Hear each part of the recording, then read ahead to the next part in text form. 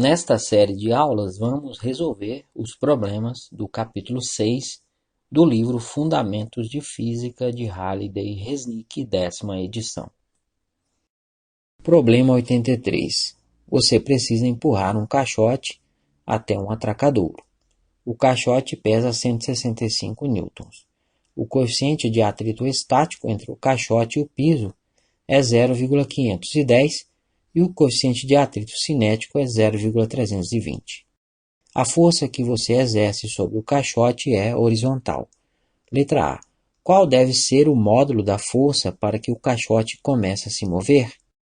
Letra B.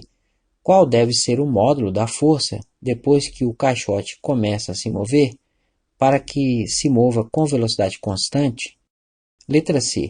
Se depois que o caixote começar a se mover, o módulo da força tiver o valor calculado em ar, qual será o módulo da aceleração do caixote? Primeiro, vamos identificar as forças que atuam sobre o caixote.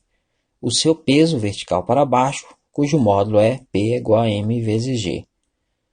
Como ele pressiona o piso reage sobre ele, exercendo a força de reação normal vertical para cima, de acordo com a terceira lei de Newton. Temos a força horizontal aplicada sobre ele e a força de atrito entre o piso e o caixote contrária ao movimento.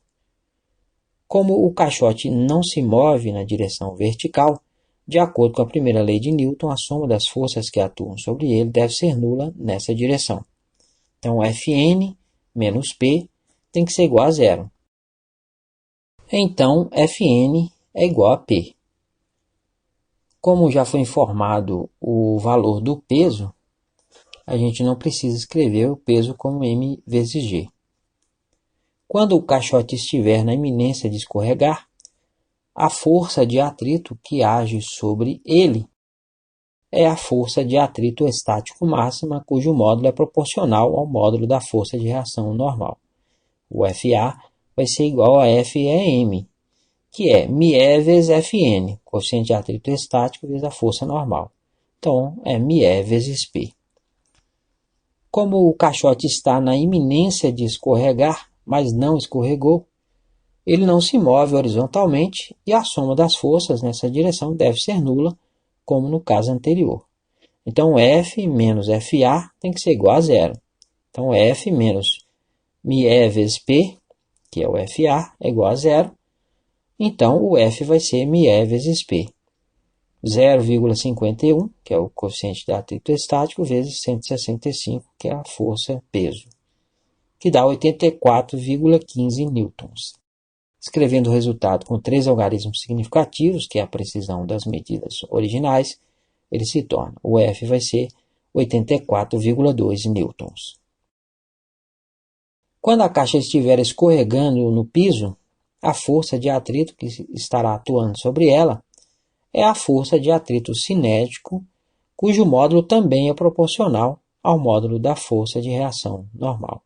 Então, o FA vai ser FC, que é μc vezes Fn, coeficiente de atrito cinético vezes a força normal.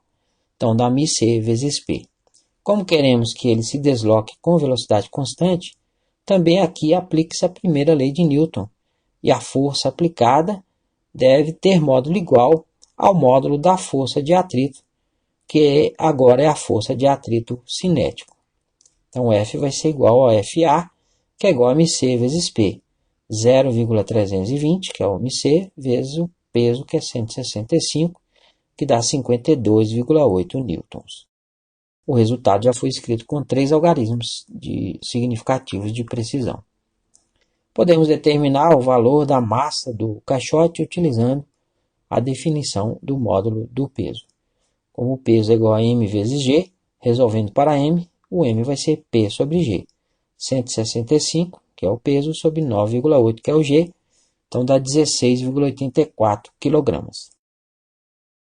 Se a força aplicada for igual ao valor da força calculada em ar, como o módulo dessa força é maior do que o módulo da força de atrito, que agora é a força de atrito cinético, o movimento da caixa não será uniforme, com velocidade constante, será acelerado.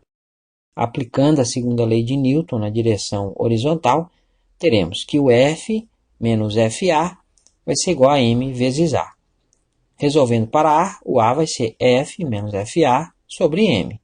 Então, 84,15, que é o F, antes do arredondamento, menos 52,8, que é o FA, que no caso é a força de atrito cinético, calculada em B, dividido pela massa, 16,84. Fazendo a subtração em cima, dá 31,35 dividido por 16,84, que dá 1,862 metros por segundo ao quadrado. Escrevendo o resultado com 3 algarismos significativos, ele se torna: o A vai ser 1,86 metros por segundo ao quadrado.